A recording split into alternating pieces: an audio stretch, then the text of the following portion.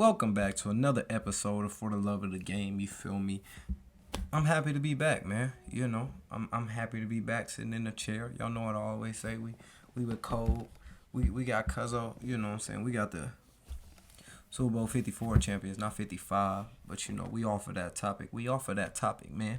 Today, for the first time, we are discussing the Brooklyn Nets. You know what I'm saying, on this podcast. First it was Kevin Durant and Kyrie. Then James Harden came aboard. And for some reason, once James Harden came aboard, then came all the topics about trouble in Brooklyn. That's crazy. You know what I'm saying? Let me be the first one to say it. I have the Brooklyn Nets winning the finals. We can get into everything later. We can get into it on this video. It don't make no difference. But I have them winning the finals. They played last night. They blew the Lakers out. Mind you. The Lakers, I don't take too much. I don't factor this W in for the Nets so much just because it's Bron. There's no AD. There's no Schroeder.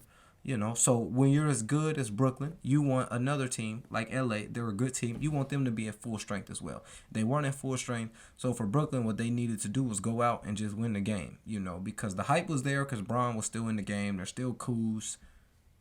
That's all, it's Montrez, but the big names weren't there, for the Lakers. But problems in Brooklyn? What KD do last night, bro? KD, man. This is my face to the problems in Brooklyn. He said,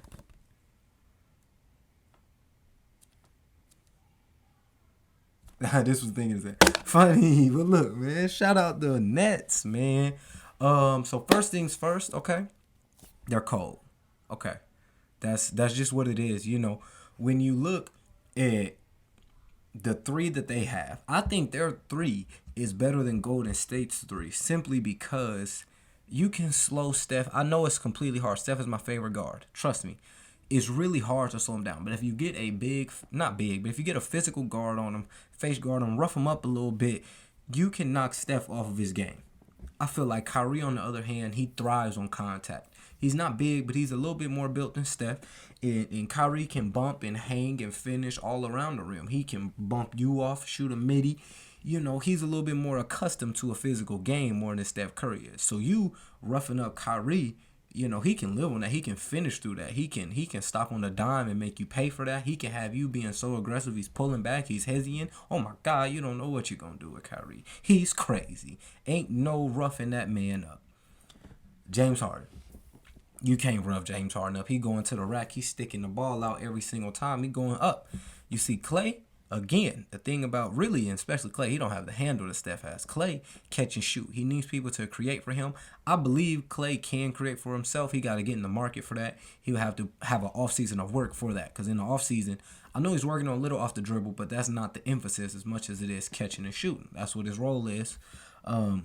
You put him in a different market. You put him in a different offense. I say this all the time. You make Clay a first option. He still needs a second guy. But if you make him a first option, we could see Clay average 30 points a game. I honestly believe it.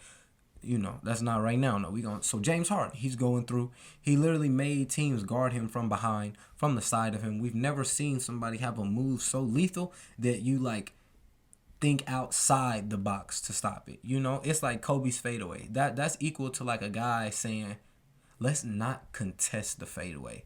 Let's, when he backing us down, let's give him a little force. But when he turns and does the fadeaway, let's not play defense. Okay? It doesn't make sense. James Harden had guys playing behind him saying, let's give him the lane. He's unstoppable, man. I mean, yeah, he goes left heavy. He can go right. But again, when he gets to the rack, he can finish at the rim. And Mr. Kevin Durant, arguably one of the best players, one of the best scorers to ever play the game. I don't think there's much talk about that. So, I honestly think Kyrie is baby KD. I think both of them have no weakness in their game. They're a 3-level scorer. They can get to the cup, they can shoot the midi, and they can shoot the tray ball. And if they go to the line, they're shooting above 93% every year, both of them. No weakness in the game. Go right, go left. Kyrie just happens to be 6'3", 6'4". Kevin Durant just happens to be 7 feet doing the things that Kyrie does. It's crazy. But when you look at that three, you look at the dynamic of their team. DeAndre Jordan. Do they need one more big? Sure. But they picked up Shumpert. They picked up Andre Roberson because, defense is their weakness. Now, they're ranked 27th in defensive rank, okay? I get it. But the thing about Cleveland is that when they have played teams, they are 10-1 against teams who have a record above 500, okay? So that means when it's time to play, when it's time to get out there and play, it's time to do what they do, they're playing. They're executing. They're doing their thing, They know when to turn it on. Now, teams that are below 500 is the problem, okay? Teams that are below 500, they are 9-11. And sure, that's coming out saying we got Kyrie, James, and KD. We don't need to play. But the thing about being a championship team, building those good habits, stacking dubs on top of dubs, is the fact that when you play the good teams, you're ready. When you play the bad teams on a back-to-back on a Tuesday night, you still got to come ready and handle business, Now, in the NBA now, do regular season games matter? Do teams... I don't know. That's a conversation for somebody else to have, man. I don't know if they matter. Sometimes I'll be watching a game and I don't know what's going on. I just know that the talk... I really feel like there's NBA talk of, come out there and play because people paid their money for this. But on some games, it's don't sweat it too much, which is crazy. But that's where the NBA is going. Okay. So they're 9-11 against teams under 500, okay?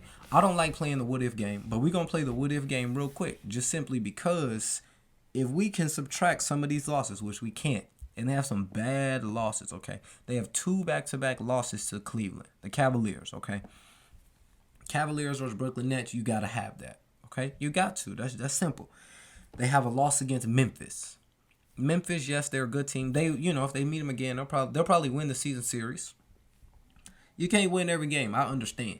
But the ones against bad teams you want to have. You want to have those. So the ones against Memphis you want to have.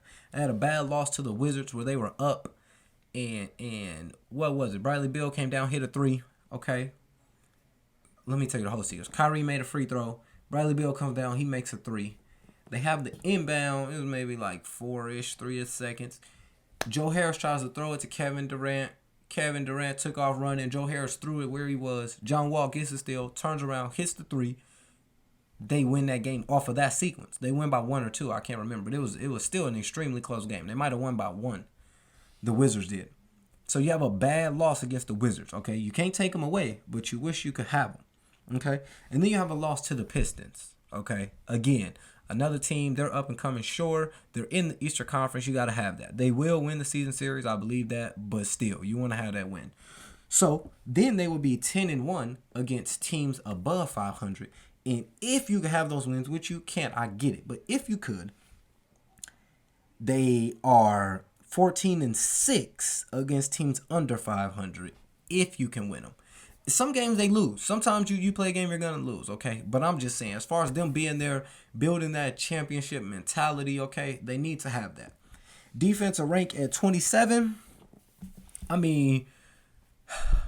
Usually championship teams are top 10 in offensive rating, top 10 in defensive rating. That's not going to happen this year, I don't think. Even the 2017, 2018 Warriors were at number 13. Which was still good. They defended.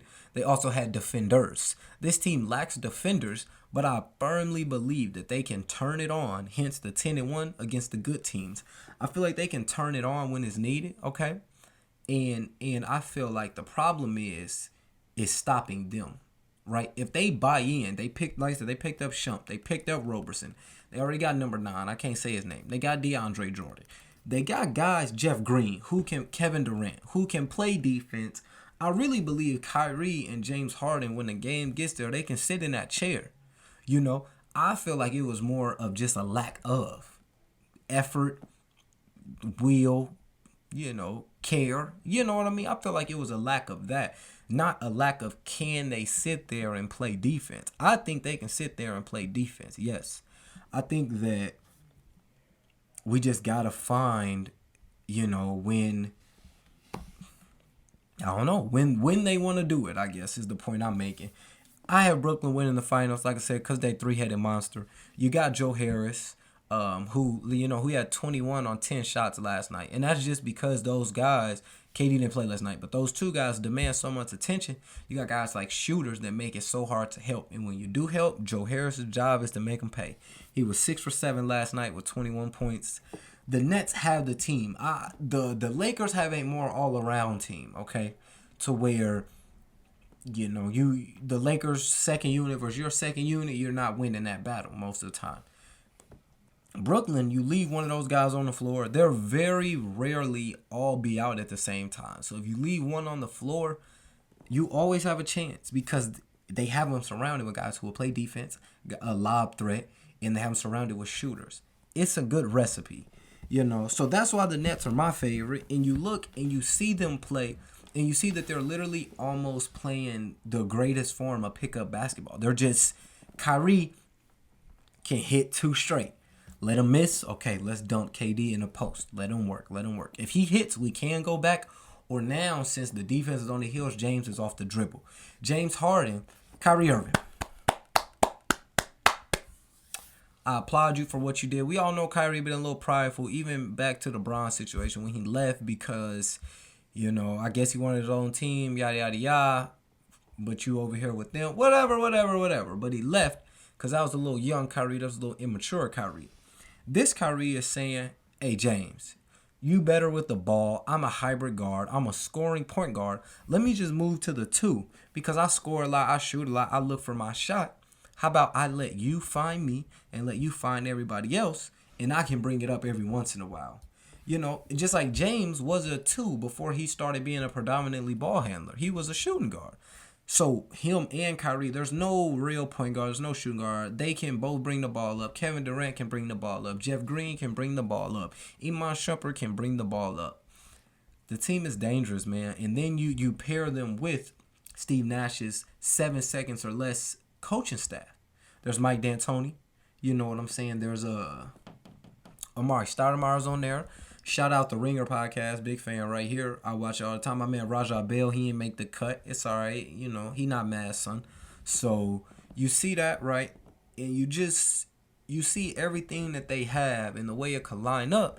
And to me, it's like, why can they not win it? Because I need to see a team who has enough guards to stop the Brooklyn Nets. Okay, a lot of teams have good defenders, but they might be a post defender. There might be one guard.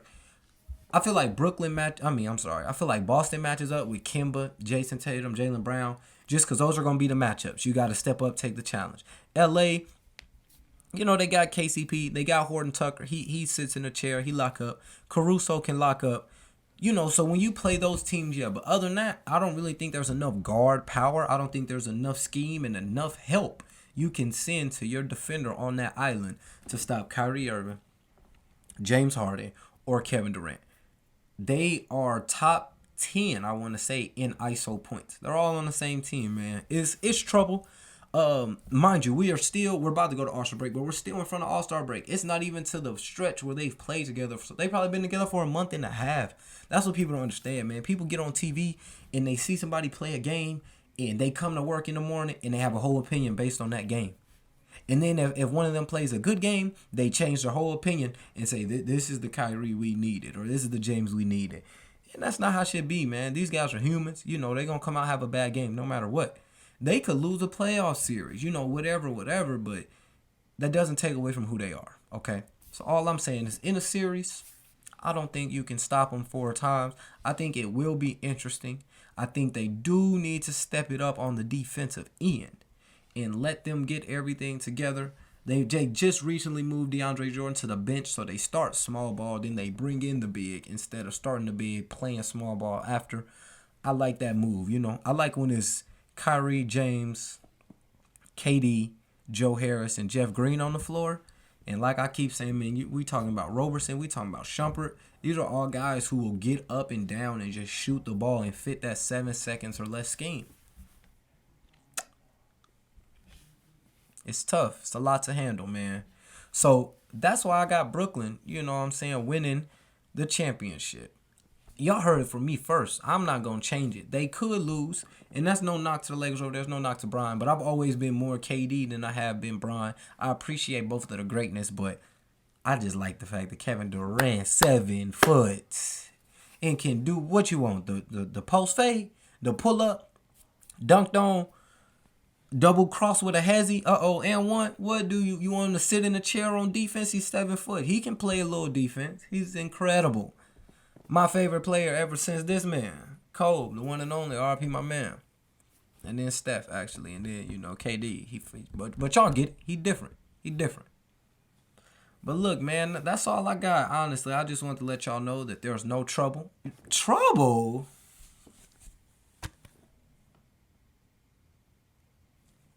No trouble in Brooklyn, man. Y'all know what it is. Shout out them boys.